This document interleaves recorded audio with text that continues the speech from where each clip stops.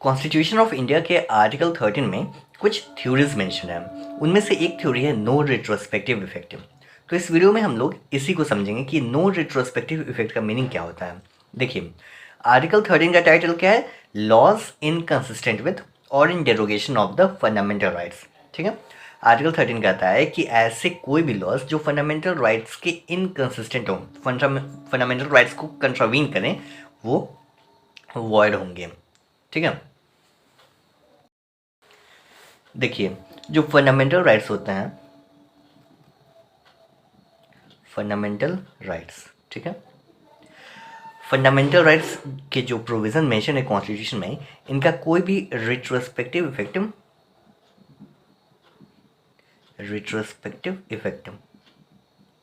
इनका कोई भी रिट्रोस्पेक्टिव इफेक्ट नहीं होता है। रिट्रोस्पेक्टिव इफेक्ट कहने का मतलब क्या हुआ? रिट्रोस्पेक्टिव कहने का मतलब हुआ कि फंडामेंटल राइट्स कब से इन्फोर्स में आया है?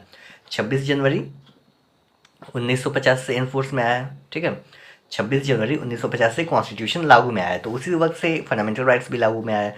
तो फंडामेंटल राइट्स तो आर्टिकल 13 जो कहता है कि लॉज इनकंसिस्टेंट विथ और in derogation of the fundamental rights are void, तो 26 जनवरी 1950 के बाद वाले जो भी लॉ बनाए जाएंगे वो वॉइड होंगे। 26 जनवरी 1950 से पहले जो भी किया गया है, जो भी प्रोसीडिंग किया गया है, फंडामेंटल राइट को कंट्रावीन भी किया गया है, तो वो इफेक्ट नहीं होगा। उसी को रिट्रोस्पेक्टिव इफेक्ट कहा जाता है। ठीक है, तो फंडामेंटल राइट्स का रिट्रोस्पेक्टिव इफेक्ट नहीं होता है, तो क्या कौन सा इफेक्ट होता है? प्रोस्पेक्टिव इफेक्ट होता है। प्रोस्पेक्टिव इफेक्ट, ठीक है, प्रोस्पेक्टिव इफेक्ट होता है। फंडामेंटल राइट्स का प्रोस्पेक्टिव इफेक्ट होता है। आइए केस की हेल्प से नो रिट्रोस्पेक्टिव इफेक्ट के डॉक्ट्रिन को समझते हैं।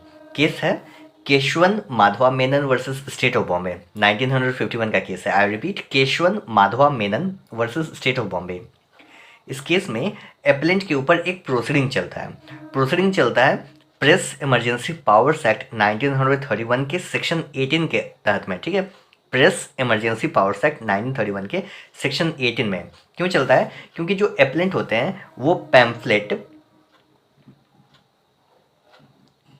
कुछ पैम्फलेट पब्लिश किए होते हैं 1949 में। ठीक है, 1949 में कुछ पैम्फलेट पब्लिश किए होते हैं, उसी के कंटेक्स्ट में उनके ऊपर प्रोसीडिंग चलता है।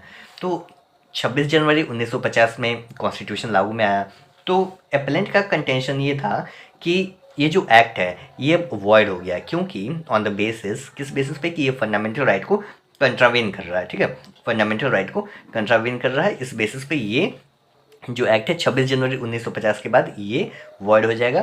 तो इस बेसिस पे जो प्रोसीडिंग होगा वो ही स्टॉप कर दिया जाएगा। ये एप्लेंट का कंडीशन था। लेकिन सुप्रीम कोर्ट ने कहा, सुप्रीम कोर्ट का ऑब्जर्वेशन ये था कि जो आर्टिकल 13 है, आर्टिकल 13+1 है, इसका कोई भी रिट्रोस्पेक्टिव इफेक्ट नहीं है। ये ऐसा नहीं होगा कि जो पहले का 26 जनवरी 1950 से पहले का 26 जनवरी 1950 से पहले का जो भी प्रोसीडिंग चल रहा है उसको वॉइड एब इनिशियो करा देगा, ऐसा कुछ नहीं होगा। ये आर्टिकल 13+1 के तहत में केवल वही एक्ट्स वॉइड होंगे जो फ्यूचर वाले होंगे। ठीक है, एक्ट का मतलब जो भी प्रोसीडिंग होगा, प्रोसीजर होगा, वो 26 जनवरी 1950 के बाद वाला, यानी प्रोस्पेक्टिव इफेक्ट होगा उसका रिट्रोस्पेक्टिव इफेक्ट नहीं होगा। तो दोस्तों, ये था हम लोग का आर्टिकल 13 के अंदर में जो डॉक्ट्रिन मेंशन है नो रिट्रोस्पेक्टिव इफेक्ट, उसका ये कंसेप्ट था। आई होप आप कंसेप्ट समझ गए होंगे। मिलते हैं नेक्स्ट वीडियो में। Thanks for watching. जय हिंद।